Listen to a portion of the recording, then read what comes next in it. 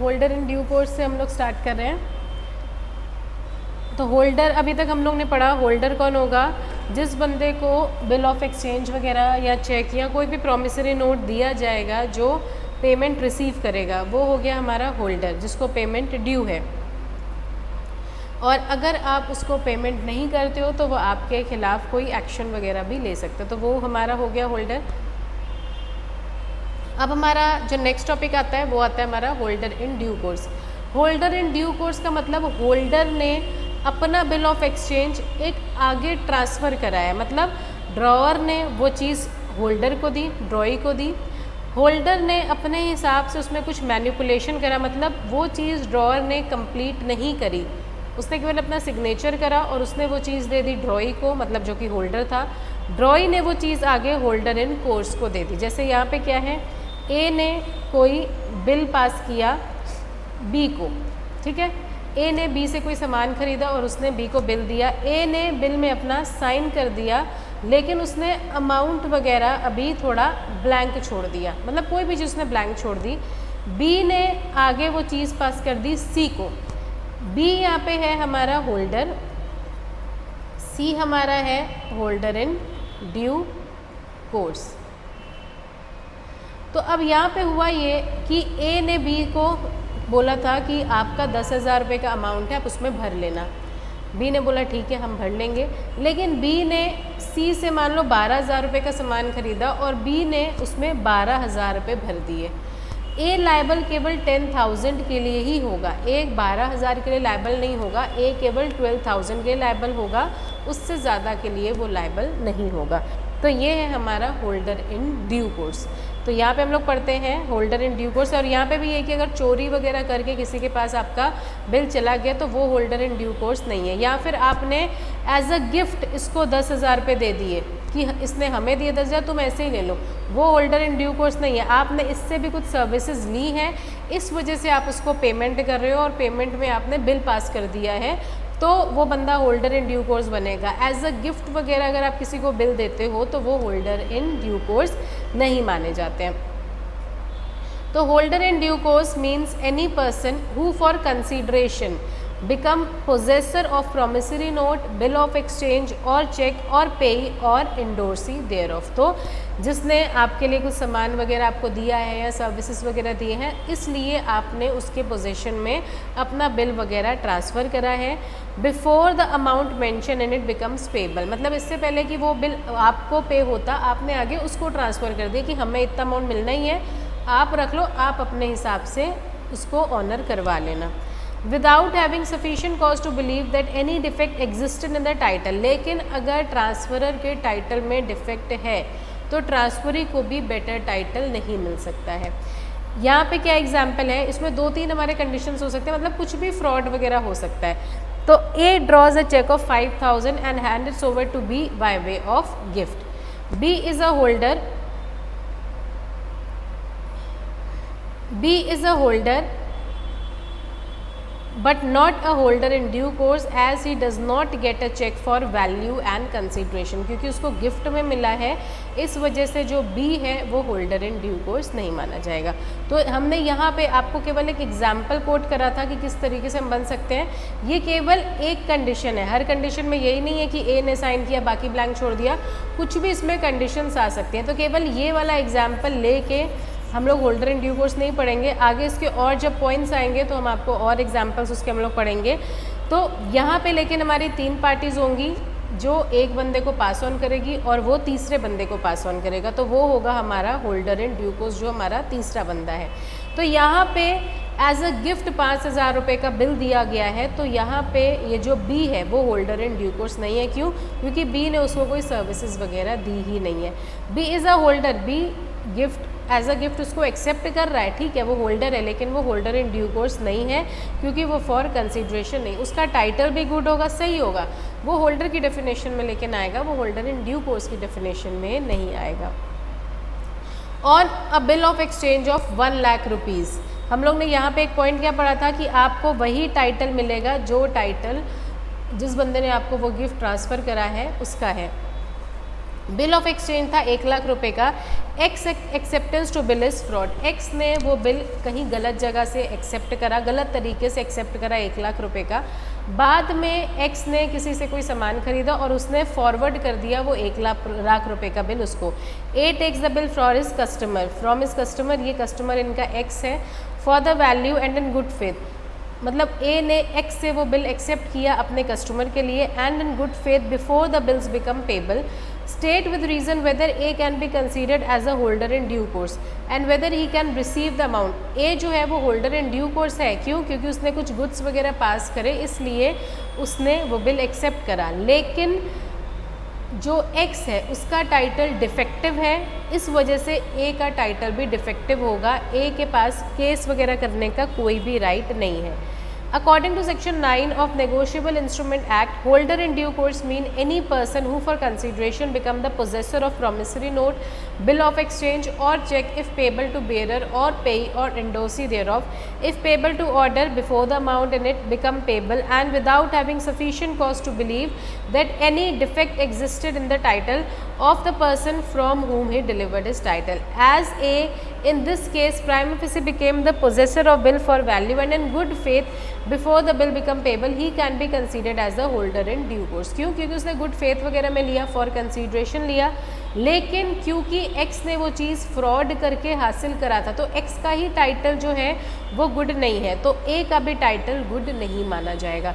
But where the signature और negotiable instrument is forge, signature वगैरह ही गलत है, फॉर्ज्ड है, तो वो हमारा जो बिल है या कोई नेगोशिएबल इंस्ट्रूमेंट है वही नल एंड वॉइड हो जाता है। The holder of forged instrument cannot enforce the payment thereon. In the event of holder being able to obtain payment in spite of forgery, he cannot retain his money. Fraud वगैरह करके अगर आपने पैसा हासिल कर भी लिया तो कल को वो पैसा आपसे वापस लिया जा सकता है क्योंकि आपने धोखे से वो पैसा रिकवर करा है। The true owner may sought on टॉट the person who has receive, तो क्योंकि आपने ये धोखा करा है वो आपको ढूंढ के, क्योंकि सारे ट्रांजैक्शन हमारे बैंक के थ्रू होते हैं, तो आपको सॉर्ट करके आपको ढूंढ के आपसे वो पैसा वापस भी लिया जा सकता है।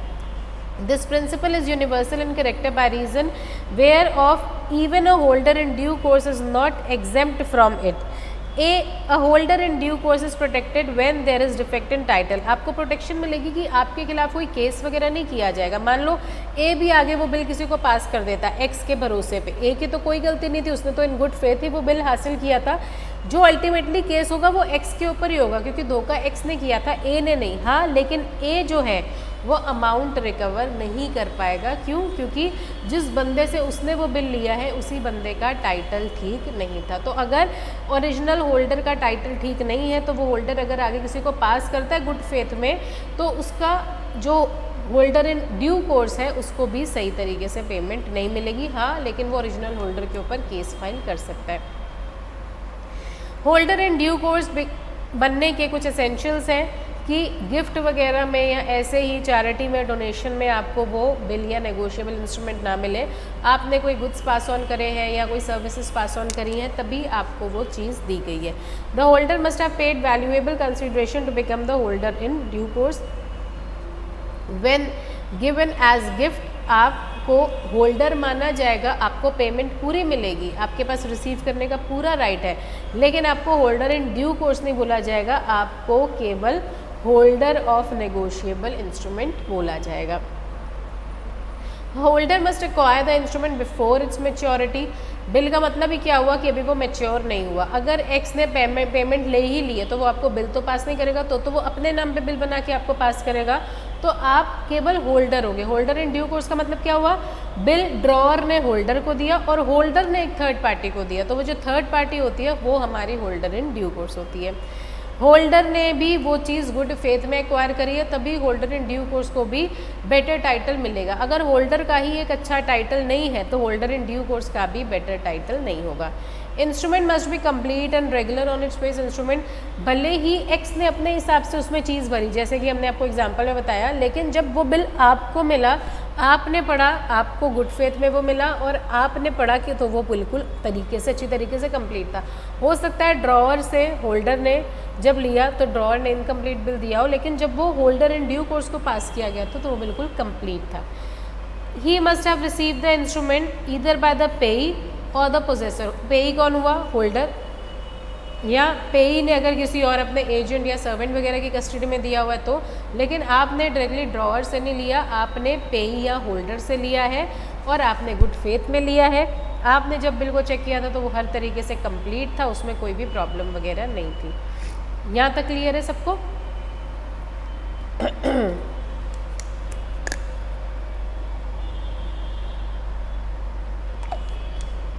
तो जो हमने आपको एक एग्जाम्पल बताया था, आगे हमारे अलग अलग केसेस आएंगे तो यहाँ पे हमारा वो एग्जाम्पल फिट बैठेगा। सबसे पहला है इनकोएट इंस्ट्रूमेंट। इनकोएट का मतलब होता है इनकम्प्लीट, जो कि हमने आपको एक एग्जाम्पल भी बताया था।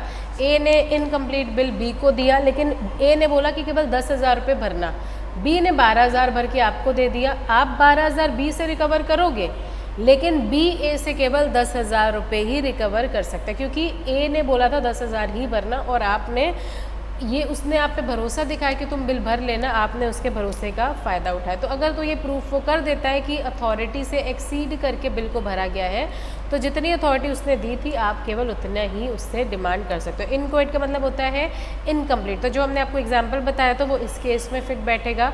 अ person signing and delivering, sign कौन करता है? ड्रॉअर करता है। Delivering to other a stamped but otherwise inchoate instrument. Another यहाँ पे कौन हुआ? हम लोग इसको होल्डर बोल सकते हैं, या फिर हम लोग इसको पेई बोल सकते हैं, या फिर हम लोग इसको ड्रॉई कह सकते हैं। तो एक ड्रॉअर ने अपना बिल साइन किया, प्रॉपर था, स्टैम्प पेपर में था, सब कुछ था, और उसने आपको ट्रांसफ़र कर दिया, लेकिन वो एक इनकोएट का मतलब था इनकम्प्लीट, कुछ कॉलम्स उसमें इनकम्प्लीट थे जो उसने आपको बोला आप भर लेना। इस डिबार्ड का मतलब प्रोहिबिटेड, रिस्ट्रिक्टेड।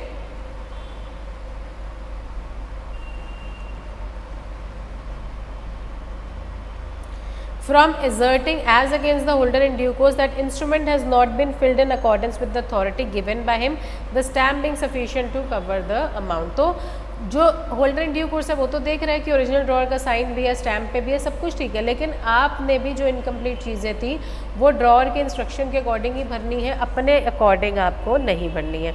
जैसे यहाँ पे एक एग्जाम्पल है, ए ने बिल साइन करा, ए ने साइन करा on a blank but stamped instrument which he gives to B। तो उसने साइन करा, बाकी ब्लैंक था, और उसने B को दे दिया, और उसने B को बोला कि तुम 3,000 रुपये इसमें भर लेना, हमने तुम्हारे 3,000 रुपये देने हैं, तुम 3,000 रुपये भर लेना। But B fills 5,000 and transfer it to C for consideration. B ने C से कुछ सर्विसेज ली, जो भी लिया, उसने 5,000 रुपये भर के ये वाला जो बिल था जो A ने B को दिया था वो उसने C को ट्रांसफ़र कर दिया। Here C is entitled to recover the full amount of instrument holder, he is a holder in due course. क्यों? क्योंकि उसको डायरेक्टली A से वो चीज़ नहीं मिली। A था ड्रॉअर, ड्रॉअर ने वो चीज़ दी होल्डर को, होल्डर ने वो चीज़ पास करी, C कौन है? Holder in due course. उसने जब वो बिल देखा, उसने देखा कंप्लीट है, स्टैम्प्ड है, साइंड है, अमाउंट भी फिल है, और इसको तो 5,000 रुपये ही मिलने और उसमें 5,000 रुपये ही थे। उसको क्या पता ए ने आपको कितना देना है या आपने ए को कितना देना है, उससे सी का कोई भी लेना देना नहीं है। C is entitled to recover the full amount of instrument because he is holder in due course, whereas B being the holder can not recover the amount because A fill the amount in excess of the authority. C तो पूरा amount ही recover करेगा, लेकिन ए केवल 3,000 रुपये ही पे करेगा। भले ही उसमें 5,000 लिखे, ए बोलेगा कि भाई जब हमने लिखा ही 3,000 रुपये था, बोला ही 3,000 रुपये था, आपने 5,000 रुपये लिखे कैसे, तो हम तो 3,000 रुपये ही देंगे, बाकी आप इससे रिकवर करो या जो भी करो, उससे हमारा कोई भी लेना देना नहीं है। तो ये हमारा इनकम्प्लीट है। इसका आगे और भी लिखा हुआ है, पहले हम लोग ये वाला अपना इनकोएट वाला इंस्ट्रूमेंट पूरा कंप्लीट करेंगे। पेज नंबर 2.23 में इनकोएट इंस्ट्रूमेंट को और एलाबोरेट करके लिखा गया है। इनकोएट का मतलब इनकम्प्लीट, लेकिन यहाँ पे ड्रॉअर का साइन वगैरह होता है, बाकी चीज़ें इनकम्प्लीट होती हैं जो होल्डर को खुद भरनी पड़ती हैं। It means an instrument that is incomplete in certain respect. The drawer, जिसको हम लोग मेकर कहते हैं, एक्सेप्टर कहते हैं, indorser of instrument, may sign and deliver the instrument to another person in his capacity, leaving the instrument either wholly blank और having written on it the word incomplete. हो सकता है पूरा ब्लैंक छोड़ दे, अपना साइन कर दे और आपको बोल दे कि तुम भर लो, या तो हो सकता है वो वर्ड इनकम्प्लीट लिख दे कि हमने अपना साइन किया है, बाकी सारी चीज़ें होल्डर ने भरी हैं, तो बाकी अगर कोई भी चीज़ में गलती हुई हम लायबल नहीं है, होल्डर ही लायबल है। सच instrument is called inchoate instrument, मतलब इनकम्प्लीट इंस्ट्रूमेंट। इसमें कुछ असेंशियल्स हो सकता है, टाइम या हो सकता है अमाउंट, कुछ चीज़ें इसमें इनकम्प्लीट है। And it gives a power to its holder to make it complete by writing any amount either within the limit specified or within the limit specified by the stamp affixed on it। तो जो भी limit वगैरह आपके drawer ने आपको बोली है उस लिमिट के अंदर आप उसमें अमाउंट भरो, क्योंकि जो होल्डर है, क्योंकि जो ड्रॉअर है वो तो उतना ही पे करेगा जितना उसने आपको बोला था भरने का। आप अपने हिसाब से जितना भी एक्सेस भरते चले जाओ, ड्रॉअर उसके लिए लायबल नहीं है। The principle of this rule of an inchoate instrument is based on the principle of estoppel, कि जब हमने तुम्हें बोला था इतना ही भरो, आप उससे ज़्यादा भरने के लिए स्टॉप्ड हो, और अगर आपने भरा उसके लिए आप पर्सनली लायबल होंगे, हम लायबल उस चीज़ के लिए नहीं होंगे। The person signing and delivering the inchoate instrument is liable both to holder and holder in due course. तो ये लायबल है, उसने कितना बोला था 3000, तो 3000 के लिए वो लायबल है। वो 3000 होल्डर मांगेगा, होल्डर को दे देगा, या होल्डर इन ड्यू कोर्स मांगेगा तो होल्डर इन ड्यू कोर्स को दे देगा। लेकिन जो होल्डर है उसने अपने आप से 5000 पे भरे हैं, तो वो 2000 एक्स्ट्रा के लिए लायबल नहीं है। However there is a difference in their respective rights. The holder of an instrument cannot recover the amount in excess of the amount to be paid by the signer। जो ऊपर वाला हम लोग ने एग्जाम्पल पढ़ा, signer जो कि उसके इसमें ए था, उसने होल्डर को क्या बोला था कि आप 3000 पे भरो, ये हम लोग ने ऊपर वाला एग्जाम्पल पढ़ा। लेकिन ये जो होल्डर है उसने सी को दिया और उसने क्या बोला 5000 पे, तो हम लोग क्या बोलेंगे, वो केवल 3000 ही रिकवर कर सकता है। 2000 जो एक्सेस आपने भरे हैं वो आप अपने हिसाब से पे करोगे, वो होल्डर पे, वो ड्रॉअर पे नहीं करेगा। The holder in due course can however recover any amount on such instrument provided it is covered by the stamp affixed on the instrument। तो जितने के स्टैम्प्स हैं, जितना ड्रॉअर का लायबिलिटी था, holder in due course drawer से उतना ही recover कर सकता है, बाकी आप होल्डर से एक्सेस 2000 रिकवर करोगे। Section 20 of the act read as where one person का मतलब holder signs and deliver to another, sorry यहाँ पे ये होल्डर नहीं है, ये ड्रॉअर है,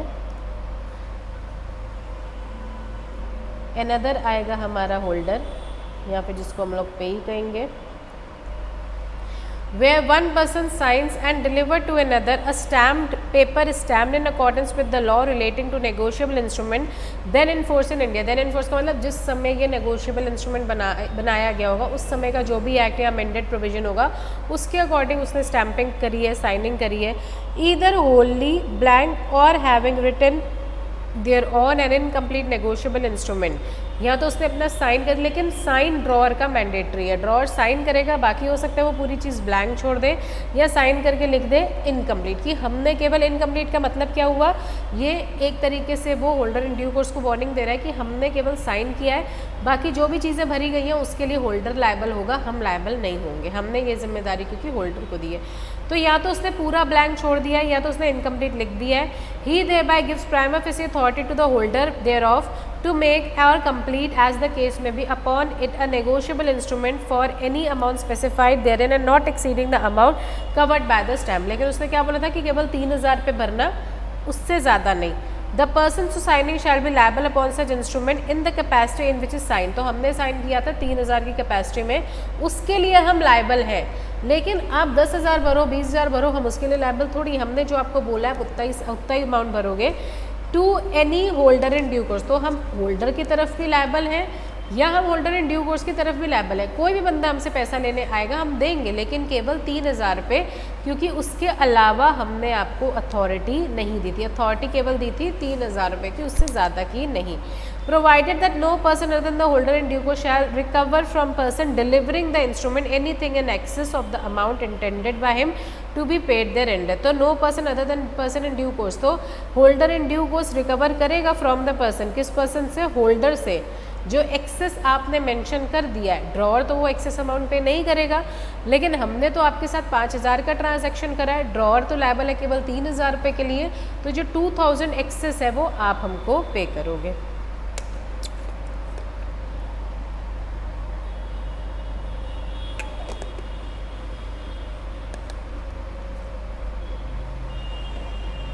तो यहाँ पे एक और एग्जाम्पल है, a person signed a blank acceptance on bill of exchange and kept it in his drawer. एक बंदे ने एक बिल ऑफ एक्सचेंज पे साइन करा और कुछ भी नहीं भरा, उसने वो अपने ड्रॉअर पे रख दिया।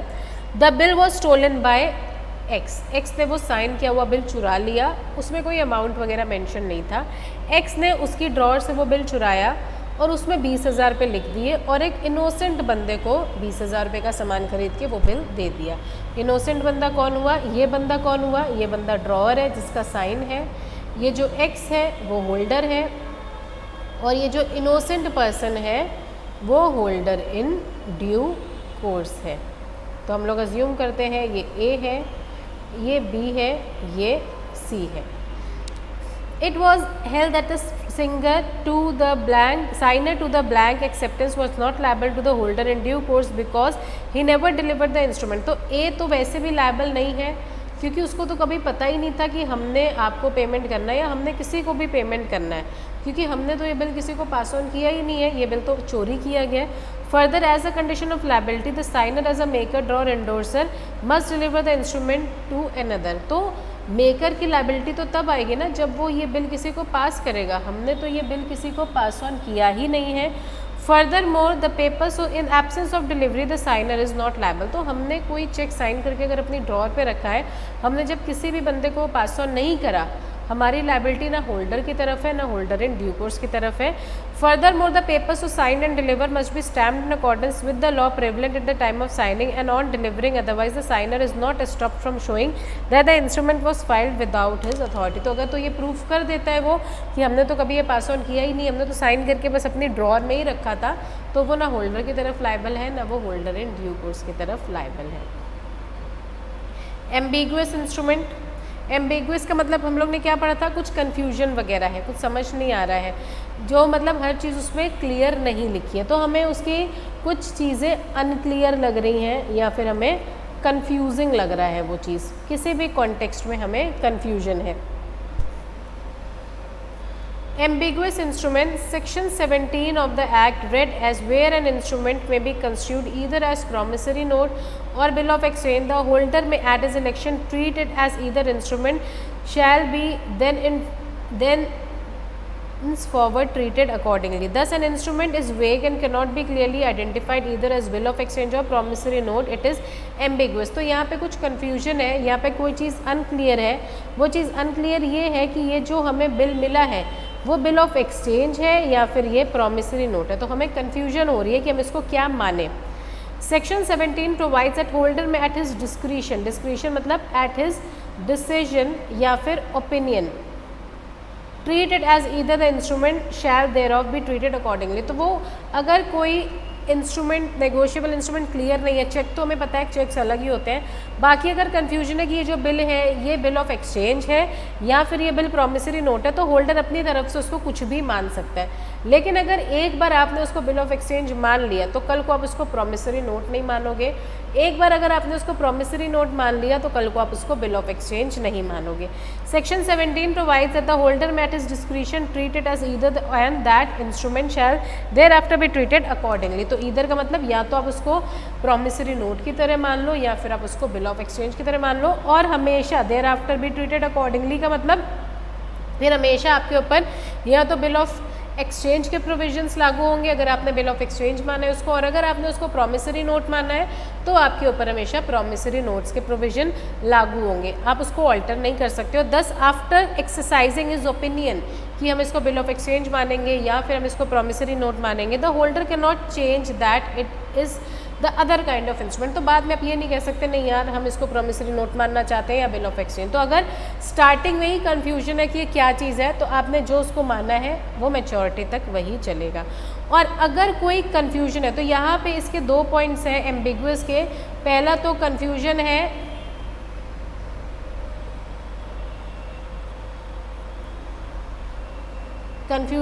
एज टू फीचर कि वेदर वो बिल ऑफ एक्सचेंज है या फिर वो प्रॉमिसरी नोट है, और सेकंड जो कन्फ्यूजन है वो है confusion as to amount mentioned, कि मतलब हम लोग वर्ड्स में भी लिखते हैं और फिगर्स में भी लिखते हैं, मान लो वर्ड में लिखा है 10,000 रुपीज़ और फिगर में लिखा है 11,000 रुपीज़। सॉरी, वर्ड में लिखा है 11,000 और फिगर में लिखा है 10,000। तो अगर एक ही बिल में या प्रॉमिसरी नोट में फिगर और वर्ड्स अलग अलग लिखे हैं तो हम लोग वर्ड्स को सही मानते हैं, भले ही इसलिए नहीं क्योंकि ये 11 है ये 10 है, हो सकता है यहाँ पे 9 लिखा हो 8 लिखा हो। तो अगर फिगर और वर्ड्स अलग अलग हैं तो हम लोग उसको वर्ड्स वाला अमाउंट मानते। इसीलिए जब आप बिल ऑफ एक्सचेंज या कोई चीज़ एक्सेप्ट कर रहे हो तो आप उसको देख लो कि आपका नाम, सिग्नेचर, मैच्योरिटी, अमाउंट जो वर्ड में है या अमाउंट जो फिगर्स में है वो सेम है कि नहीं, क्योंकि कल को आपने वो एक्सेप्ट कर लिया और कल को उसके फिगर और वर्ड्स में अलग अलग मिला तो वर्ड्स प्रिवेल करेंगे, फिगर नहीं, भले ही वो वर्ड का जो अमाउंट है वो कम हो। तो if the amount undertaken or order to be paid is stated differently in figure and words, तो कन्फ्यूजन है कि अमाउंट जो लिखा हुआ है कोई भी चीज़ इनकम्प्लीट नहीं है, लेकिन अमाउंट फिगर्स में अलग लिखा है, वर्ड में अलग लिखा है। The amount stated in the words shall be amount undertaken and order to be paid, तो जो अमाउंट वर्ड्स में लिखा है हम उसको मानेंगे। तो भले ही यहाँ पे 9,000 लिखा हो तो 9,000 मानेंगे, 11,000 लिखा हो तो 11,000 मानेंगे। तो अगर ये अलग है और ये अलग है तो हम लोग ये मानेंगे, ना कि ये। तो दो कन्फ्यूजन है एम्बिग्वियस में, कन्फ्यूजन एज टू फीचर, कि अगर तो आप पहले ही डिसाइड कर लो आप उसको प्रॉमिसरी नोट मानना चाहते हो कि बिल ऑफ एक्सचेंज, तो मैच्योरिटी तक वो वही चलेगा। और अगर कन्फ्यूजन एज टू अमाउंट, क्योंकि अमाउंट फिगर में अलग है वर्ड्स में अलग है, तो जो वर्ड्स में लिखा है हम उसको मानेंगे। हम लोग वापस आ जाते हैं इनकोएट में।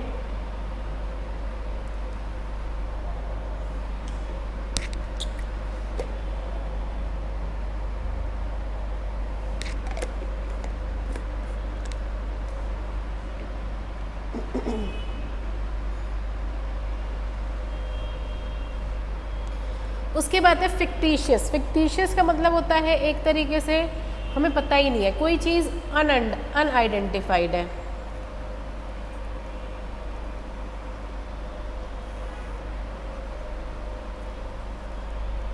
उसको हम लोग कहते हैं फिक्टिशियस, एक जनरल मीनिंग जो फिक्टिशियस का है। तो यहाँ पे क्या है, in case a bill of exchange is drawn payable to drawer's order in fictitious name, drawer ने किसी अलग ही बंदे का नाम भर दिया है, किसी काल्पनिक बंदे का नाम भर दिया, कोई काल्पनिक नाम भर दिया जिस बंदे को ना हम जानते हैं ना हमने उसके बारे में कभी सुना, कोई काल्पनिक नाम भर दिया, and is endorsed in the same hand as draw signature, उसने किसी और का नाम भर के अपना साइन कर दिया है। It is not permissible for accepted to allege as against the holder in due course that such name is fictitious. तो पहली बात तो आपको ऐसे बिल्स एक्सेप्ट करने ही नहीं चाहिए, और अगर आपने एक्सेप्ट कर लिया तो आप फिर उसके खिलाफ केस फाइल करोगे, कर नहीं पाओगे। क्यों? क्योंकि जिस बंदे का नाम मेंशन्ड है वो बंदा ही एग्जिस्टेंस में नहीं है, वो बंदा ही काल्पनिक है। In case of conditional instrument काफ़ी बार ये होता है कि हम कहते हैं कि हम तभी लायबल हैं जब ये कंडीशन अराइज होगी, तो अगर वो कंडीशन अराइज होगी तो वो पार्टी पेमेंट के लिए लायबल होगी, नहीं तो नहीं होगी। और जो कंडीशंस होगी वो ड्रॉअर, ड्रॉई या होल्डर इन ड्यू कोर्स सबको पता होनी चाहिए। इन केस अ बिल और note is negotiated to holder in due course, the other party to a bill और note can avoid liability on ground that delivery of instrument was conditional. तो अगर कोई conditional delivery है तो वो condition holder in due course को भी पता होनी चाहिए, नहीं तो उसको पेमेंट नहीं मिलेगी अगर वो कंडीशन फुलफिल नहीं हुई तो। In case of instrument obtained by unlawful mean, तो हम लोग ने पहले ही पता था कि अगर अनलॉफुल मीन से एक्वायर हुआ है तो आपको बेटर टाइटल नहीं मिल पाएगा, भले ही आपने गुड फेथ में उसको एक्सेप्ट करा है, आपकी कोई भी गलती नहीं, आप अमाउंट के लिए केस कर सकते हो होल्डर पे, लेकिन आपको गुड टाइटल नहीं मिलेगा उसका। A person liable in negotiable instrument can not set up against the holder in due course the defences that an instrument has been lost और obtained from former by mean of an offence or fraud or for an unlawful consideration. Holder in due course acquire a title free from defect. उसके title में कोई फ़र्क नहीं आएगा क्योंकि उसने तो गुड फेथ पे ही एक्वायर करा है, लेकिन वो रिकवरी वगैरह के लिए क्लेम नहीं कर पाएगा, जो ऊपर हम लोग ने एक्स वाला एग्जाम्पल भी पढ़ा था, एक्स और ए वाला। In case original validity of instrument is denied, कुछ भी होगा अगर वो चीज़ होल्डर इन ड्यू कोर्स को नहीं पता, होल्डर इन ड्यू कोर्स को हमेशा बेटर टाइटल ही मिलेगा। No maker of promissory note, no drawer of bill or check, and no acceptor of bill for honor of draw shall in a suit thereon by holder in due course be permitted to deny the validity of instrument as originally made or drawn। तो holder और drawer के बीच में अगर कुछ भी problem है उससे holder in due course को कुछ भी फ़र्क नहीं पड़ेगा। In case page capacity to endorse is denied, endorse का मतलब ट्रांसफ़र, एक सिंपल लैंग्वेज में इंडोर्समेंट को हम लोग ट्रांसफ़र पढ़ते हैं। No maker of promissory note and no acceptor of a bill payable on order to order shall in a suit thereon by holder in due course be permitted to deny the payee's capacity at the date of the note or bill to endorse the same। in short holder gets a good title। Holder ने अगर better title में good faith में कोई चीज़ accept करी है उसको हमेशा better title ही मिलेगा। बाकी जो भी कॉन्सिक्वेंसेज होंगे वो या तो ड्रॉअर पे करेगा या तो ड्रॉई जिसको हम लोग होल्डर कहते हैं। Payment in due course, payment in due course mean payment in accordance with the tenure. तो उसमें जो टाइम पीरियड मेंशन है उसके अकॉर्डिंग आपको पेमेंट मिलेगी।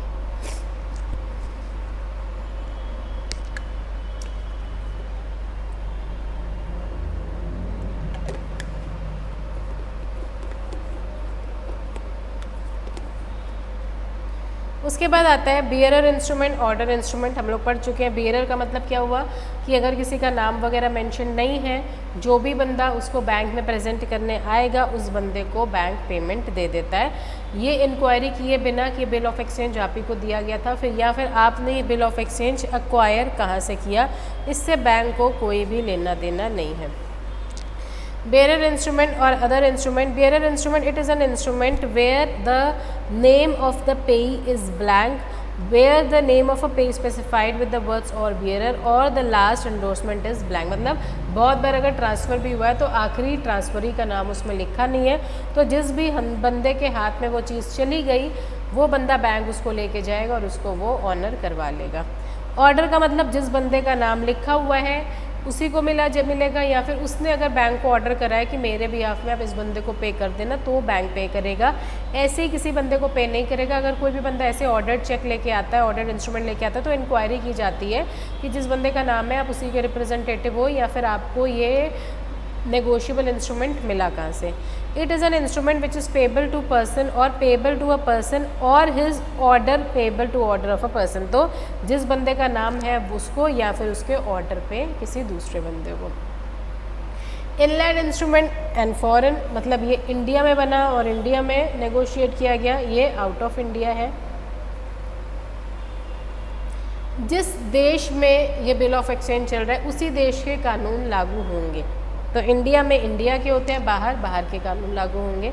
अ promissory note, bill of exchange or check drawn और मेड इन इंडिया, तो जो बना है और एक्सेप्ट किया गया इंडिया में, shall be deem to be an inland instrument. A promissory note made in Calcutta, payable in Mumbai, दोनों पार्टी इंडिया की हैं, इंडियन है ये।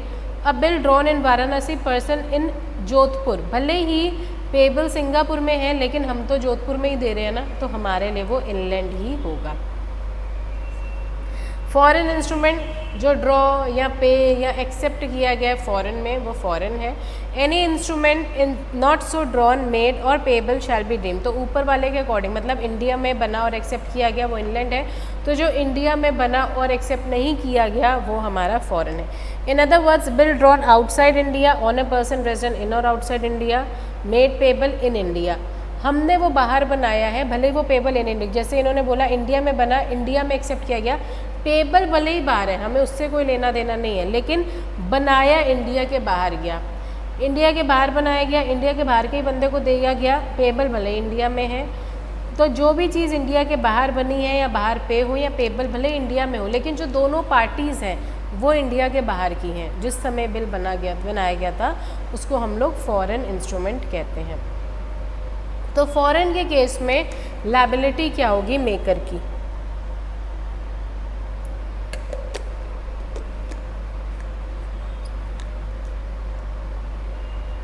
In the absence of a contract to the country, the liability of maker or drawer of foreign promissory note or bill of exchange or check is regulated in all essential matter by the law of a place where he made the instrument। तो जहाँ पे instrument बनता है, जिस देश में बनता है उस देश का लॉ प्रिवेल होता है। अगर इंडिया में बना है इंडिया का लॉ प्रिवेल होगा, इंडिया के बाहर बना है तो बाहर का लॉ प्रिवेल होगा। A bill of exchange is drawn by A in Berkeley where the rate of interest is 15% and accepted by B payable in Washington where the rate of interest is 6%. Bill is endorsed in India. हम लोगों ने पढ़ा भले ही payable in India है लेकिन दोनों parties बाहर की हैं। पेबल इन इंडिया है, इंडोर्स्ड इंडिया में हुआ और वो डिसऑनर हो गया। अगर तो हम बी के ऊपर केस करेंगे तो वो 6% के लिए लायबल है, अगर हम ए के ऊपर केस करेंगे तो वो 15% के लिए लायबल है। तो हम जिस देश में केस करेंगे उस देश का जो इंटरेस्ट रेट चल रहा होगा आपको लायबल होना पड़ेगा। तो bill of exchange, promissory note, check drawn in India, payable in India वो हमारे इनलैंड है, drawn in India which is not drawn in India, made in India, payable in India वो हमारे फॉरेन है। उसके बाद ये हम लोग पढ़ चुके हैं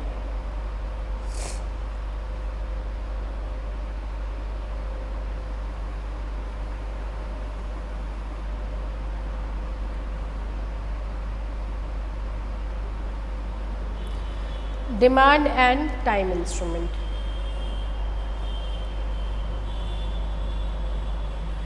तो अब यहाँ पे आता है कि आप कब उसको डिमांड करोगे। अगर तो उसमें जो डेट लिखी है वो डेट, और अगर आफ्टर साइट वगैरह है तो उस डेट के बाद ही आप उसको प्रेजेंट करोगे। तो जो भी चीज़ है वो वहाँ पे मेंशन्ड होगी। डिमांड इंस्ट्रूमेंट मतलब उसमें टाइम वगैरह फिक्स्ड है, मेंशन्ड है, वो मैच्योरिटी आएगी, आप उस मैच्योरिटी आने पे उससे पहले उसको डिमांड कर सकते हो। टाइम का मतलब उस मैच्योरिटी के बाद ही आप उसको डिमांड करोगे। Promissory note or bill of exchange in which no time for payment is mentioned is payable on demand. Bills and notes are either payable on demand or at fixed future time. तो उसमें लिखा होता है कि इस दिन तक आप कभी भी डिमांड कर सकते हो, 30 सितंबर तक। तो 30 सितंबर से पहले पहले कभी भी आप आके उसको डिमांड कर सकते हो। Cheques are always payable on demand, उसमें डेट मैंशनड होती है, उस डेट से पहले कभी भी आप डिमांड कर सकते हो। अ बिल और promissory note is also payable on demand when it is express to be payable on demand और at sight of presentation. After sight का मतलब डेट जो मेंशन है उसके बाद। तो टाइम इंस्ट्रूमेंट मतलब एक फिक्स पीरियड होगा तो उस फिक्स पीरियड के बाद ही। आफ्टर साइट मतलब जो डेट मेंशन है उसके बाद आप उसको प्रेजेंट करोगे। कोई डे मेंशन है आप उसी दिन करोगे, या कोई कंडीशनल है तो उस कंडीशन के होने पर, उस इवेंट के होने पर ही आप बिल प्रेजेंट करोगे। तो वो कंडीशन, वो कंटिजेंसी आने के बाद ही आप उसको प्रेजेंट करोगे, उसको हम लोग कहते हैं टाइम। एट साइट या ऑन प्रेजेंटेशन और आफ्टर साइट का मतलब, एट साइट ऑन प्रेजेंटेशन मतलब ये डिमांड वाले हैं कि जैसे ही हम आए प्रेजेंट कर आप दो। आफ्टर साइट वाला का मतलब वो जो टाइम पीरियड है वो टाइम पीरियड ओवर हो गया, उसके बाद आप उसको एक्सेप्ट कर सकते हो। प्रेजेंटेड आफ्टर जो भी टाइम पीरियड है उसके बाद आप उसको प्रेजेंट करते हो। मैच्योरिटी उसका फिक्स टाइम है, फिक्स पीरियड के बाद आप उसको कभी भी लेके जा सकते हो। हर बिल में मैच्योरिटी पीरियड लिखा होगा, उस पीरियड पे आप उसको लेके जाओ। अगर आपको वो ग्रेस देते हैं तो वो 3 दिन का ग्रेस आपको देते हैं, मतलब मैच्योरिटी पीरियड ख़त्म होने के 3 दिन तक आप उसको कभी भी पेमेंट के लिए प्रेजेंट कर सकते हो। अब note or bill which is not express to be payment on demand, तो जो डिमांड वाले नहीं है वो टाइम वाले हैं, तो उस टाइम पे आपको जाना है। अगर आप उस टाइम पे नहीं जा पाते हो तो मैक्सिमम आप मैच्योरिटी के 3 दिन बाद तक जाके ले सकते हो। तो a time instrument payable after site is allowed 3 days grace period, तो 3 दिन बाद तक जाके आप, अगर 30 को मैच्योरिटी हो रही है तो 1, 2, 3 आप 3rd तक जा सकते हो लेने के लिए। तो 1, 2, 3 मतलब 4th को आप जाओगे। तो हमने बताया था नेक्स्ट डे को वो मैच्योर होता है, तो 4th को आप पेमेंट लेने जा सकते हो। कैलकुलेशन ऑफ मैच्योरिटी,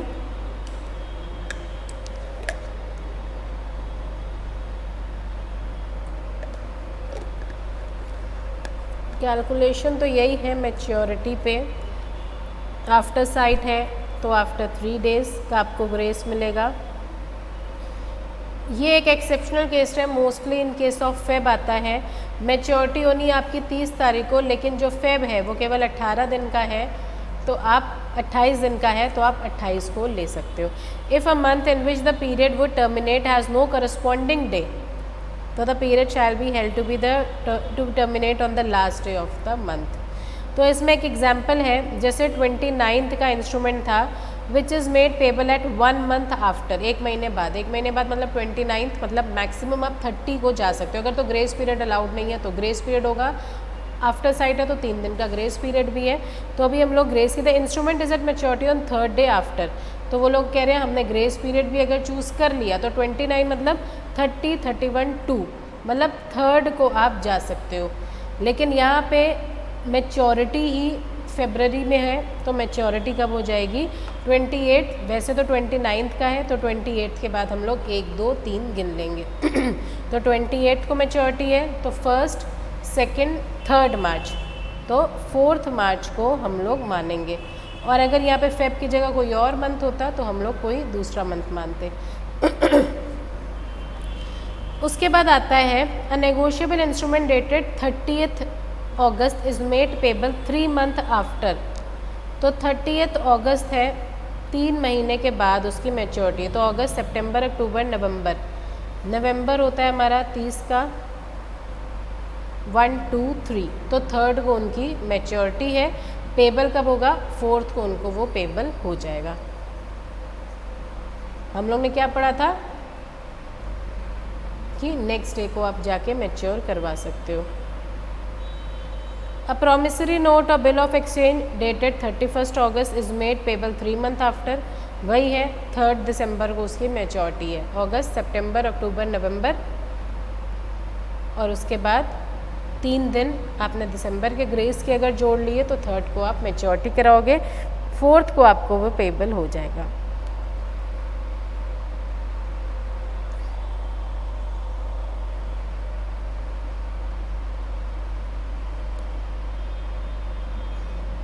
इन्होंने लिखा भी है जो दिन पे इवेंट होता है वो दिन हम लोग एक्सक्लूड कर देते हैं। मतलब अगर वो 3rd को मैच्योर हो रहा है, पेमेंट हमें कब मिलती है, पेमेंट हमको 4th को ही मिलेगी। यहाँ पे हम लोग इसका एक एग्जाम्पल पढ़ते हैं। Bharat executed a promissory note in favour of Bhushan for 5 crore. The said amount was payable 3 days after sight. Bhushan on maturity presented the promissory note on 1st. 1st को उसने प्रेजेंट किया तो 1st, 2nd, 3rd, 4th को उसको वो मिल जाएगा। Bharat made the payment on 4th. Bhushan wants to recover interest for 1 day from Bharat. वो कह रहे हैं कि हमने 1st को प्रेजेंट किया, इन्होंने दिया 4 तारीख को, जबकि इनको दे देना चाहिए था 3 तारीख को, तो हमें 1 दिन का इंटरेस्ट चाहिए। तो वो लोग कह रहे हैं कि वो जो 3 दिन है उसमें पेमेंट नहीं होती, नेक्स्ट डे आपको पेमेंट होती है। तो जो भरत ने आपको पेमेंट करी है 4th को, वो बिल्कुल ठीक करी है। इन्होंने बोला section 24 of negotiable instrument state that where a bill और note is payable after date or after sight or after happening of event the time payment determined by excluding the day on which the time begins to run. तो हम लोग 1st को नहीं गिनेंगे, अगले दिन से हम लोग 3 दिन गिनना स्टार्ट करेंगे। तो भले ही आपके हिसाब से 3 तारीख है, लेकिन वो पेबल 4th को ही है, तो 4th को अगर वो पे करता है तो वो कोई गलती नहीं कर रहा। बाकी जो पब्लिक हॉलीडेज़ हैं उसको भी हम लोग एक्सक्लूड कर देंगे। अगर मान लो ये 4th है, वो पब्लिक हॉलीडे पड़ रहा होता तो हम लोग पेमेंट कब करते, 5th को हम लोग पे कर देते। जैसे हम लोग मीटिंग में पढ़ते हैं, तो अगर पब्लिक हॉलीडे है तो नेक्स्ट प्रोसीडिंग डे हम लोग ले लेते हैं।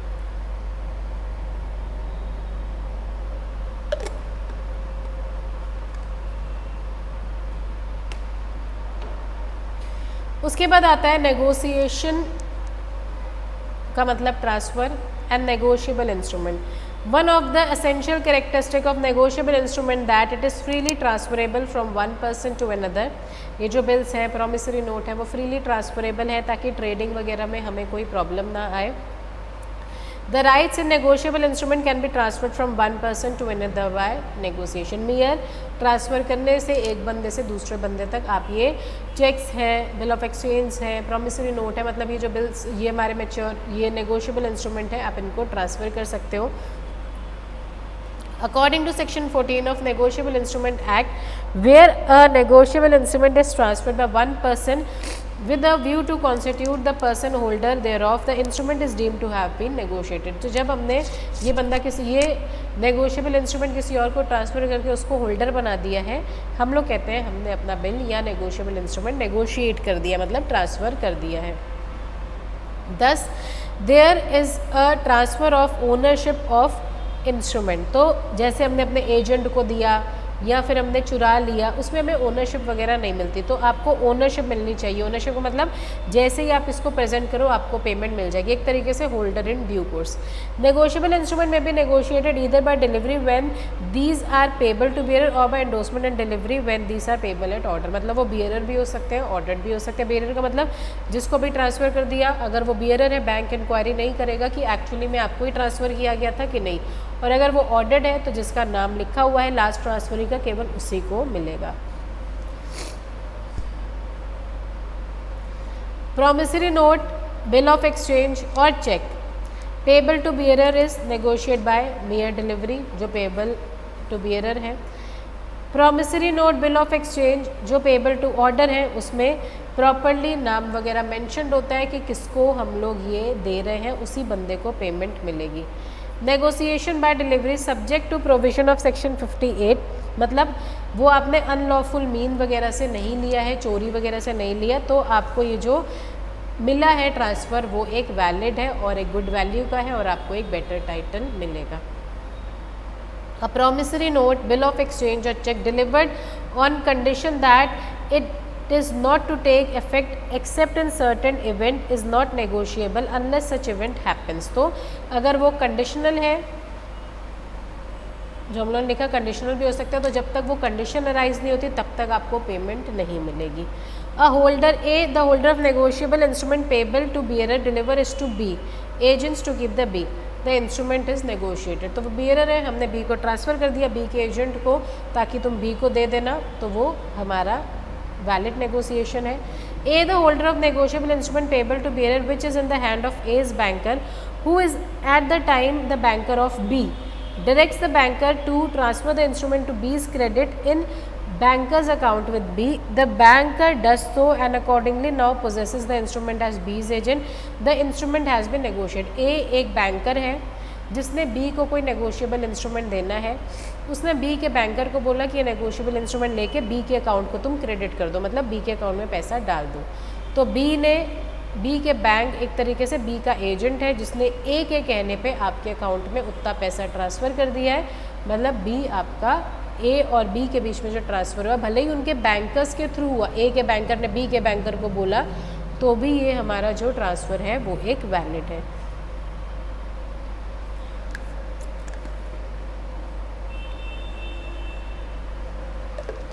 Negotiation by endorsement subject to provisions of section 58.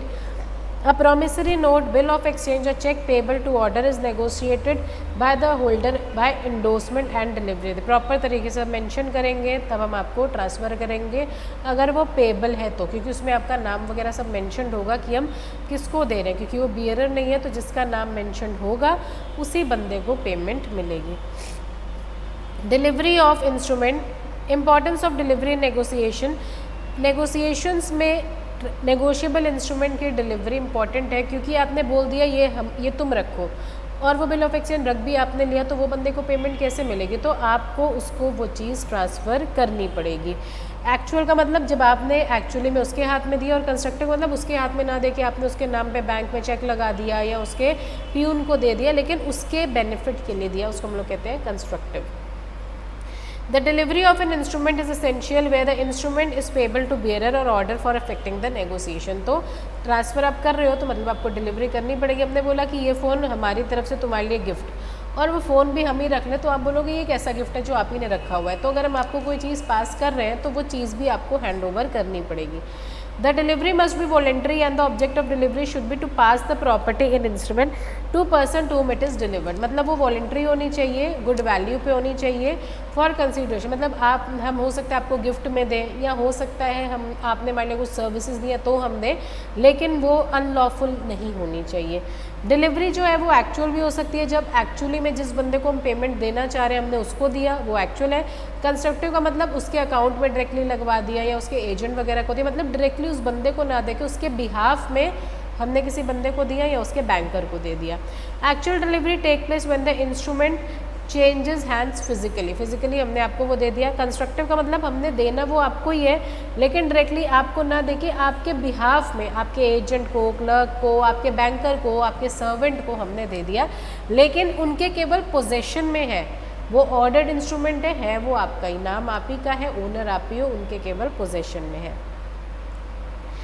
Conditional भी हो सकता है, जो ऊपर हम लोग ने एक्सेप्शन पढ़ा कि अगर वो कंडीशनल है तो वो ऑनर केवल तब होगा जब वो कंटिजेंसी अराइज हुई है और जो कंडीशन मेंशन्ड है वो लिखी हुई है। तो जो भी कंडीशन हो वो पहले ही दोनों पार्टीज को पता होनी चाहिए। Section 46 also lays down that when an instrument is conditionally or for a special purpose only, the property in it does not passes to transferee even though it is endorsed unless the instrument is negotiated to the holder in due course। तो जब तक वो condition satisfy नहीं हो जाती है तब तक उसकी पेमेंट वगैरह नहीं मिलेगी। कॉन्ट्रैक्ट और negotiable instrument until delivery remains incomplete and revoke, जब तक वो चीज़ हमने आपको हैंड ओवर नहीं करी है तब तक वो कॉन्ट्रैक्ट इनकम्प्लीट है और हम अपना माइंड चेंज करके उसको रिवोक भी कर सकते हैं। एक बार हमने वो आपको दे दिया, कॉन्ट्रैक्ट हमारा हो गया, जब भी आप पेमेंट के लिए लगाओगे हमें पेमेंट देनी पड़ेगी, हम उसको रिवोक नहीं कर सकते। The delivery is essential not only eight the time of negotiation but also eight the time of drawing the negotiable instrument, क्योंकि जब तक वो हम आपको पास ऑन नहीं करेंगे तब तक आप उसके होल्डर नहीं माने जाओगे। If a person makes endorsement of instrument but before the same could be delivered to the endorser dies, the legal representative of deceased cannot negotiate the same। मतलब हमने आपके लिए कोई negotiable instrument बनाया, इससे पहले कि हम आपको वो ट्रांसफ़र करते हैं हमारी डेथ हो गई, तो जब हमारी डेथ हो गई तो हो सकता है जो हमारा माइंड हो, जो जिस तरीका हमारा हमारे घर वालों का ना हो, तो आप हमारे घर वालों को फोर्स नहीं कर सकते कि वो इंस्ट्रूमेंट आपको ट्रांसफ़र किया जाए। Delivery when effective between the party as between parties standing in immediate relation, the delivery to be effectual must be made by party making, accepting and endorsing the instrument or by person authorized। तो हम आपको या तो खुद देंगे या हमारे authority पे कोई और बंदा देगा। अगर other than holder in due course है, as between party and the holder, यहाँ पे वही है कि अगर वो कोई कंडीशन पे है तो कंडीशन स्पेसिफाई कर दें, ऐसे ही है तो हम ऐसे ही आपको ट्रांसफ़र करते हैं। अब इंडोर्समेंट का मतलब ये बता रहे हैं, इंडोर्समेंट का मतलब क्या हुआ, ट्रांसफ़र, और फर्दर भी आप उसको ट्रांसफ़र कर सकते हो, हम आप पे कोई रोक नहीं लगा रहे। तो free transferability when the maker or holder of negotiable instrument sign the same otherwise than as such maker for the purpose of negotiation on the back or face thereof or on the slip of paper attached thereto known as along a French word, he is said to endorse the same and is called the endorser। जो transferor है उसको हम लोग इंडोर्सर कहते हैं, जिस बंदे को वो ट्रांसफ़र कर रहा है उसको हम लोग इंडोर्सी कहते हैं। The endorsement therefore mean signature of person which are generally made at the back of instrument for the purpose of negotiation transfer the right to another person. तो जो बंदा ट्रांसफ़र करता है वो पीछे लिख देता है, अपना साइन करता है और वो दूसरे बंदे को ट्रांसफ़र करता है। जैसे आप बैंक में भी जाते हो, अपना चेक लगाते हो तो बैंक कहता है पीछे अपना साइन करो, आप साइन करके बैंक को वो चीज़ देते हो, तो मतलब आप बैंक को वो चीज़ ट्रांसफ़र कर रहे हो, चेक वगैरह पास ऑन कर रहे हो। द सिग्नेचर में ऑल्सो भी ऑन द फेस, आप चेक में आगे भी साइन करते हो और चेक में आप पीछे भी साइन करते हो। इसका कोई पर्टिकुलर फॉर्मेट नहीं है कि चेक में यहीं पे साइन करो, या वो कहता है पीछे साइन कर दीजिए, किसी भी कलर के पेन से कर दीजिए, ब्लैक या ब्लू या बड़ा छोटा कुछ भी आप साइन करो, लेकिन आप साइन करोगे तभी बैंक को वो चेक आपका पास ऑन होगा। Endorsement when the maker of the holder of a negotiable instrument sign the same for the purpose of negotiation on the back or face thereof on the slip of paper annexed thereto, or so sign the same paper a stamp paper intended to be called as negotiable instrument, he is called the endorser। और जिस बंदे को वो pass on करता है उसको हम लोग कहते हैं endorsee.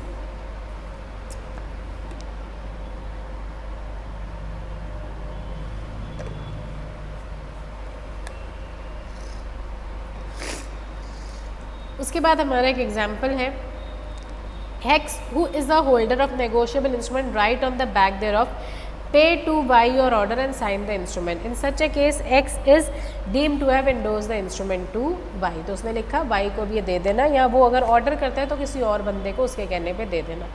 If X deliver the instrument to Y, X ceases to be the holder। अब लोग ने क्या पढ़ा था, इसके लिए डिलीवरी इंपॉर्टेंट है, उसने ये चीज़ लिख दिया पे टू Y योर ऑर्डर, लेकिन वो उसने रख अपने पास से लिया, तो वो इंडोर्समेंट नहीं है। इंडोर्समेंट के लिए ज़रूरी है कि आप उस चीज़ को डिलीवर कर दो। जब आपने उसको डिलीवर कर दिया, आपका नेगोशिएशन एंड इंडोर्समेंट कंप्लीट हो गया, आपके पास अब कोई राइट नहीं है, अब होल्डर कौन बन गया, Y. Endorsement in blank or in full. If the endorser signs his name only, the endorsement is said to be blank. केवल उसने अपना साइन किया है, बाकी उसने कुछ भी नहीं लिखा. And if he adds a direction to pay the amount mentioned in the instrument or to order or specified person, endorsement is said to be in full. जैसे इन कोएट में क्या होता था, केवल वो अपना साइन करता था, वो हमारा इन ब्लैंक है. जब वो पूरा अपने आप से भर के देता है तो वो कंप्लीट है. तो जब ट्रांसफरर केवल अपना नाम और साइन करता है उसको हम लोग इन ब्लैंक कहते हैं. जब वो अपना साइन भी करता है, इंडोर्सी का नाम भी लिखता है, अमाउंट भी लिखता है, सब कुछ लिखता है कि बियरर है कि ऑर्डर है, तब हम लोग उसको कहते हैं कि इंडोर्समेंट इन फुल है. The provision of the act relate to pay shall apply with necessary modification. Blank. No endorsee specified in an endorsement in blank. It contain only bare signature. The bill so endorsed become payable to the bearer. मतलब केवल हमारे इंडोर्सर का signature है और कुछ भी नहीं लिखा कि किसको देना है किसको नहीं देना. तो ये एक बियरर है, क्योंकि ऑर्डर्ड है नहीं, बियरर है, जिस भी बंदे के हाथ में चला गया उसको वो चीज़ मिल जाएगी. इन फुल का मतलब उसका साइन भी है, सिग्नेचर भी है, किस बंदे को इंडोर्स कर रहा है, कितना अमाउंट है, सब कुछ है. तो यहाँ पे पूरा लिखा है पेबल टू बी और ऑर्डर, और बनाया किसने है, एस श्रॉफ ने. तो उसने यहाँ पे होल्डर का नाम भी लिख दिया है, अपना भी सिग्नेचर वगैरह उसने कर दिया है. तो ये हमारा इन फुल है. Various kind of endorsement. In blank का मतलब केवल हमारे उस बंदे का सिग्नेचर है और कुछ भी नहीं है. तो जो भी बंदे के पास वो आएगा वो उसको लेके जा सकता है नेगोशिएशन के लिए. इन फुल का मतलब उसका नाम भी है, इंडोर्सी का नाम भी है, अमाउंट भी है, सब कुछ उसमें मेंशन्ड है, तो उसको हम लोग कहते हैं फुल. पार्शियल का मतलब क्या है, अमाउंट उसने आधा ही लिखा है कि पेबल तो 10,000 है लेकिन पे केवल 5,000 रुपये ही करना. An endorsement which purport to transfer only a part of amount. इसको हम ये नहीं कह सकते आधा सिग्नेचर है या इनकम्प्लीट. अगर वो इनकम्प्लीट होता तो वो हम लोग उसको ब्लैंक कहते हैं, जो ऊपर हम लोग ने पढ़ा. ब्लैंक में केवल उसका सिग्नेचर होता है. पार्शियल का मतलब उसने सब कुछ मेंशन किया है, टोटल बिल की वैल्यू भी मेंशन करी है और ये भी मेंशन कर दिया है, लेकिन पेबल पूरा बिल नहीं है, पेबल केवल इतना ही है, उसको हम लोग पार्शियल कहते हैं. और ये इनवैलिड है, क्योंकि हम लोग क्या कहते हैं, आप ये नहीं कह सकते आधा दो, वो हमेशा फुल अमाउंट के लिए होना चाहिए. ऊपर हम लोग अभी पढ़ के आए हैं ये. A is the holder of bill for 10,000. A endorses it thus.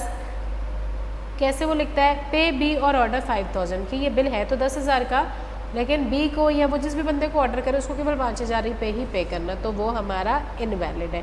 तो ये जो ब्लैंक वाला होता है ये वैलिड होता है, क्योंकि एक तरीके से ये बियरर है. ये वाला भी वैलिड है, ये ऑर्डर्ड है, ये हमारा इनवैलिड है, क्योंकि अमाउंट जितनी लिखी है वो तो पूरी पे. अब केवल तुम्हारा साइन होता और कुछ ना होता हम उसको ब्लैंक कह सकते थे, बाकी सब कुछ भरा होता तो हम लोग उसको इन फुल कह सकते थे.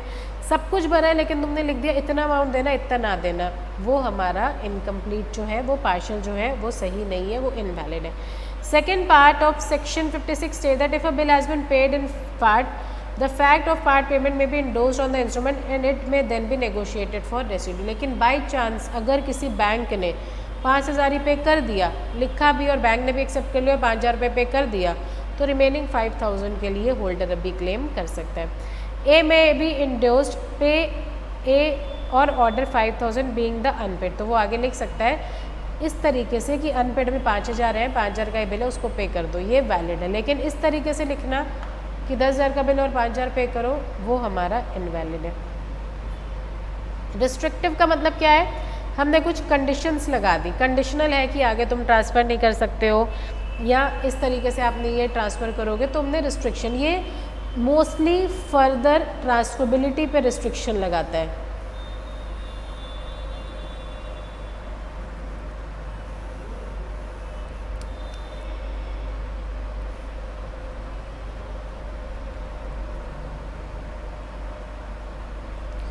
तो ये रिस्ट्रिक्ट करता है फर्दर ट्रांसफरेबिलिटी, सो हम लोग रिस्ट्रिक्टिव कहते हैं. An endorsement is restrictive when the endorser while making endorsement restrict or excludes the right of endorsee to further transfer the instrument or constitute endorsee as and to endorse the instrument or to receive its content for the endorser or for some other specified person. या तो वो restrict करता है या वो कहता है कि अगर तुम आगे ट्रांसफ़र करोगे तो केवल इसी को ट्रांसफ़र करोगे या केवल तुम हम ही को ट्रांसफ़र करोगे. मतलब एक रिस्ट्रिक्शन है कि फ्रीली ट्रांसफरेबल नहीं है, या तो ट्रांसफ़र ना करो और करना है तो केवल हमने जिन लोगों को स्पेसिफाई करा है केवल उसी को ट्रांसफ़र करो, अपनी इच्छा से आप नहीं कर सकते। जैसे इनके सब प्राइवेट कंपनी ट्रांसफ़र होगा लेकिन बोर्ड के डिसीजन पे होगा, और पब्लिक में जिसको भी ट्रांसफ़र करो, तो ये पब्लिक नहीं है, ये एक तरीके से प्राइवेट कंपनी वाला है। An endorsement is restrictive when it prohibit or restrict the further negotiability of the instrument, it merely entitle holder to receive. वो कहते हैं तुम पेमेंट लो, आगे तुम इसको ट्रांसफ़र नहीं कर सकते, और अगर करोगे तो आप हमारे अकॉर्डिंग, तो ये प्रोहिबिट नहीं कर रहा है। जैसे हम लोग प्राइवेट कंपनी में हम लोग प्रोहिबिशन टर्म यूज़ नहीं करते, हम लोग रिस्ट्रिक्शन यूज़ करते हैं कि अगर तुम्हें आगे ट्रांसफ़र भी करना है तो हमारे अनुसार ट्रांसफ़र करना होगा। जैसे D signs the following endorsement on different negotiable instrument, pay the content to G only, pay to G for my use, हमारे लिए जी को पे करो, या जी को इसके अकाउंट के लिए पे कर दो। तो ये एक्सक्लूड करते हैं कि जी फर्दर ट्रांसफ़र नहीं कर सकता। कंडीशनल का मतलब कोई कंडीशन, लेकिन वो कंडीशन ऐसी होनी चाहिए जो कि अकर हो फ्यूचर में।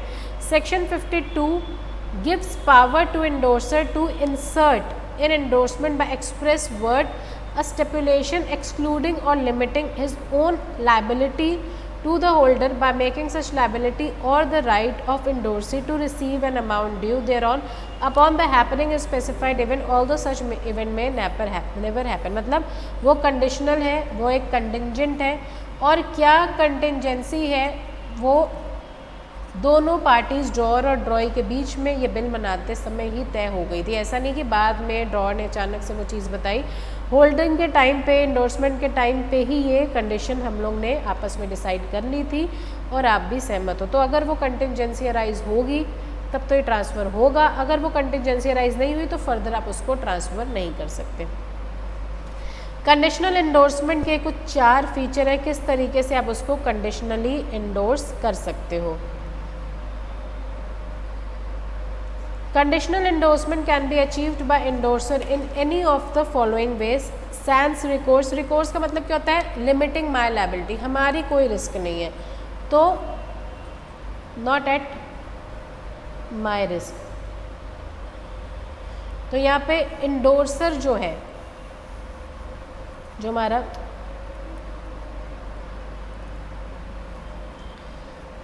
ट्रांसफरर है, उसने अपने आप को हर तरीके के रिस्क से फ्री कर लिया, कल को कुछ भी होगा हम लायबल नहीं है।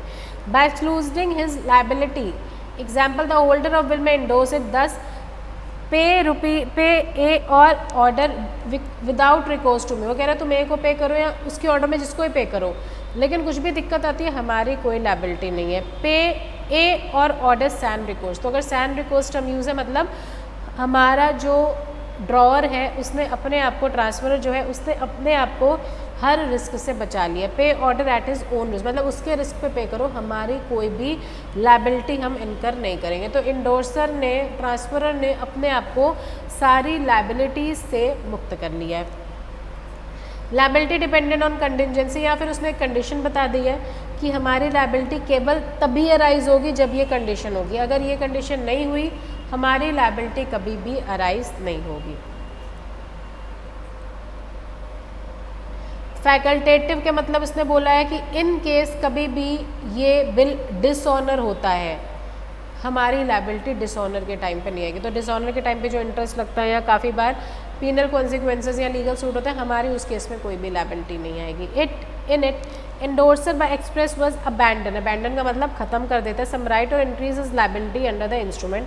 फॉर एग्जाम्पल वो वेव कर देता है कि अगर नोटिस ऑफ डिसऑनर आया हमारी कोई भी लायबिलिटी नहीं है।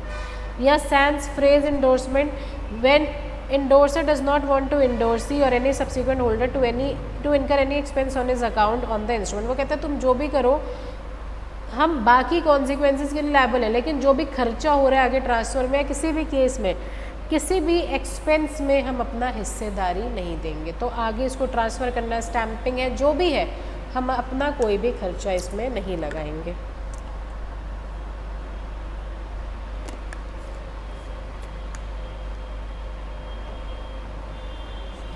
उसके बाद आता है conversion of blank into endorsement in full.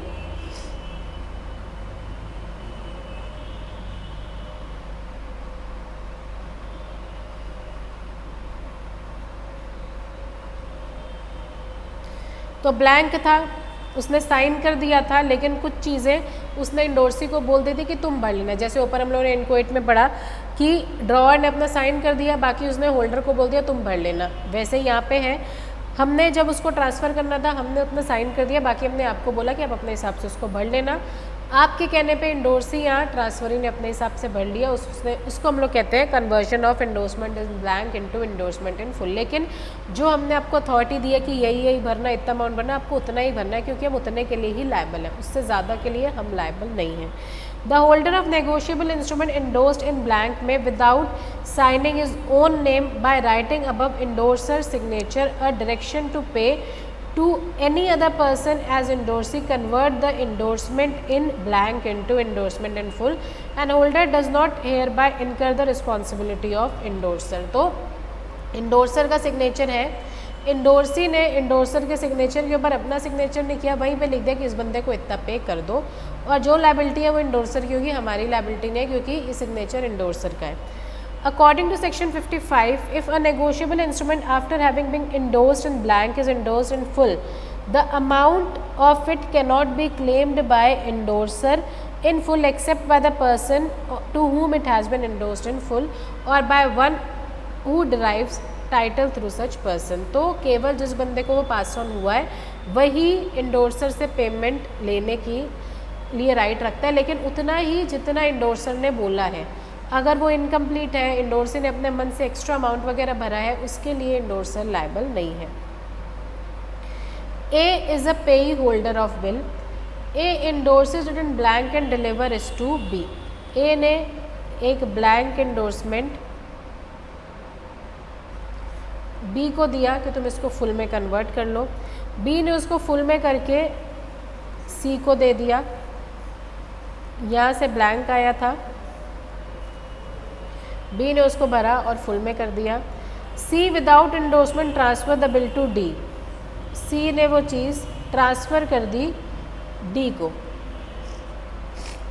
As a bearer, क्योंकि वो क्या है, without endorsement. D as a bearer is entitled to receive payment or to sue drawer. तो जो ड्रॉअर है वो उसके ऊपर केस कर सकता है who endorse the bill in blank, but he can not sue B or C, क्योंकि ये सिग्नेचर किसका था, केवल ए का सिग्नेचर था, बाकी बीच में जितनी भी पार्टीज़ हैं डी को उससे कोई भी लेना देना नहीं है।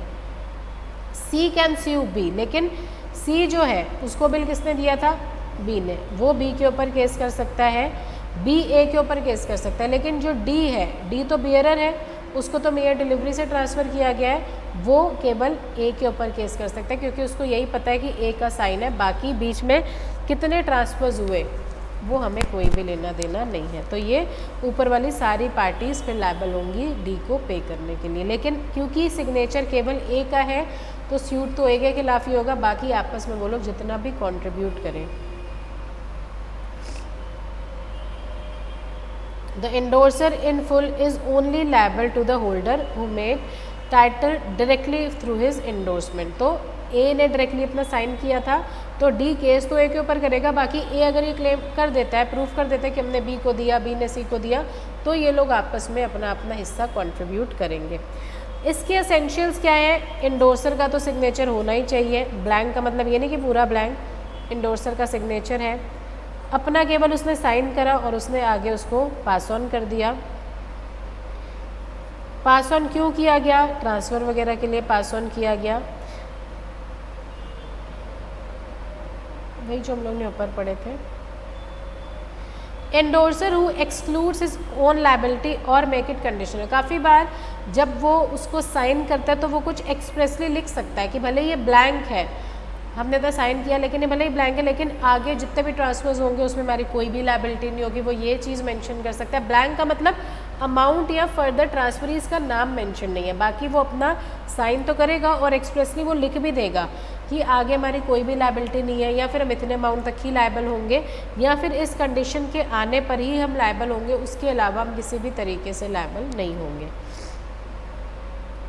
When an endorser so excludes its liability and afterwards become holder of instrument, all intermediary endorsers are liable to him। तो एंड में ये चीज़ गई भी इसके पास, तो उसने तो पहले अपनी लायबिलिटी हटा दी थी, बीच में जितने लोगों के बीच में ट्रांसफ़र हुए होंगे, अगर कोई दिक्कत है तो ये सब लोग लायबल होंगे collectively. The endorser of negotiable instrument signs his name adding word without recourse, मतलब हम कोई भी रिस्क नहीं लेंगे। A is payee and holder, A is payee and holder of negotiable instrument excluding personal liability by endorsement. Without recourse, he transfers the instrument to B and B to C, who endorses to A. E is only restated in the former right, but he has the right of an endorsee against B and C. A ने वो चीज़ दी B को और लिख दिया हमारी आगे कोई risk नहीं होगी, कुछ भी दिक्कत आती है। B ने वो चीज़ दी C को, C ने दोबारा वो चीज़ दी A को। A के पास सारे राइट्स वगैरह दोबारा आ गए हैं, लेकिन इस बिल से रिलेटेड उसकी कोई भी लायबिलिटी नहीं आएगी, क्योंकि उसने पहले ही बोल दिया था विदाउट रिकोर्स की फर्दर जो भी ट्रांजैक्शंस होंगे, भले ही वो पलट के बिल हमारे पास आए ना आए, हमने ये ट्रांसफ़र कर दिया, हमारी कोई भी अब फ्यूचर लायबिलिटी नहीं है इस बिल से related. Instrument obtained by unlawful mean और अनलॉफुल कंसिडरेशन, कोई नेगोशिएबल इंस्ट्रूमेंट जो खो गया था या किसी बंदे ने आपसे चोरी कर लिया या गलत तरीके से ले लिया, तो हम लोग क्या पढ़ते हैं, उसको कभी भी बेटर टाइटल नहीं मिलेगा। अगर उसने होल्डर को पास ऑन कर दिया तो होल्डर को बेटर टाइटल मिलेगा, लेकिन वो क्लेम नहीं कर सकता है पेमेंट वगैरह के लिए, वो आपको स्यू नहीं कर सकता है। No possessor is entitled to receive the amount due.